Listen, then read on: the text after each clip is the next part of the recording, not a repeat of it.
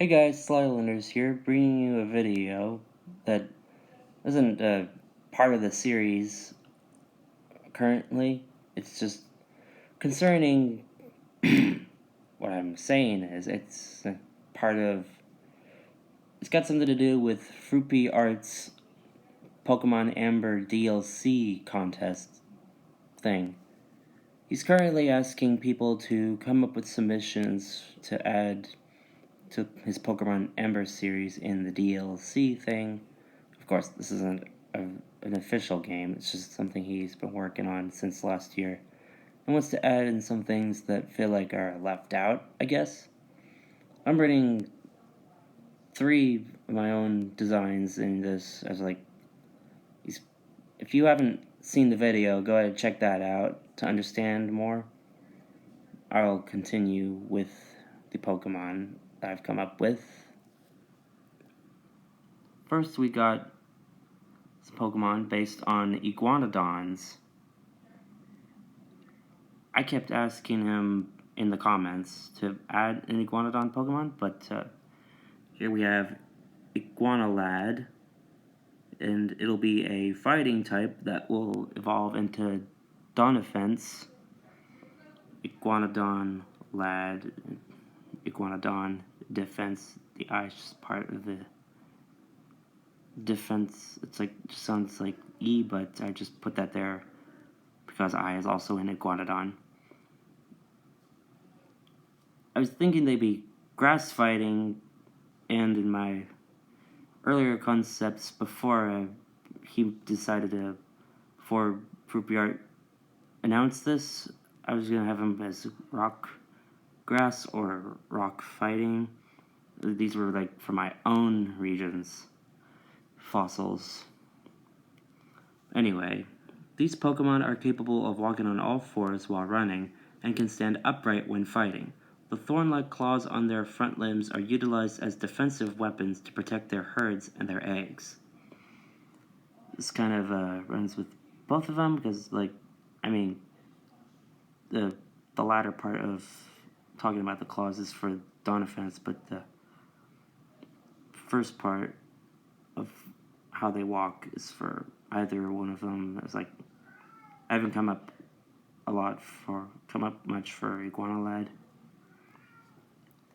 But that's what I picture an Iguanodon to be like, and I hope FroopyArt will decide to use this in the DLC. I'd like to see what he would come up with if he could tweak this, because if he can make this better, because I feel like the proportions on Iguanolad are a little off. It feels sort of like the right limb, this right leg right here is a bit too off. Maybe you should make the claws shorter, stubby-ish, kind of like the bumps on the back, so they're not quite attack-worthy yet. And the neck's probably a little too long. I don't know.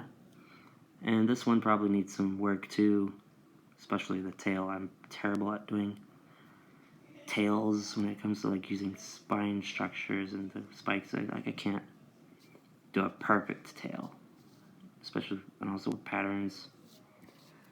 Here's what I thought of when he made Nanoboa. I imagined what it would evolve into. I call it Titanoboa, a pure dark type. It's the giant snake Pokemon.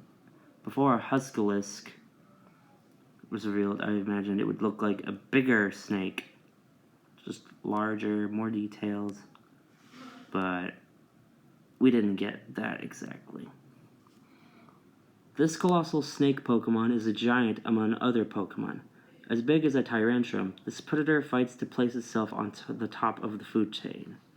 It's a rare occurrence to find any in the wild, as there aren't many of them due to Huskalisks populating more areas. The longest Titanoboa was recorded nearly as long as a full-grown Wailord.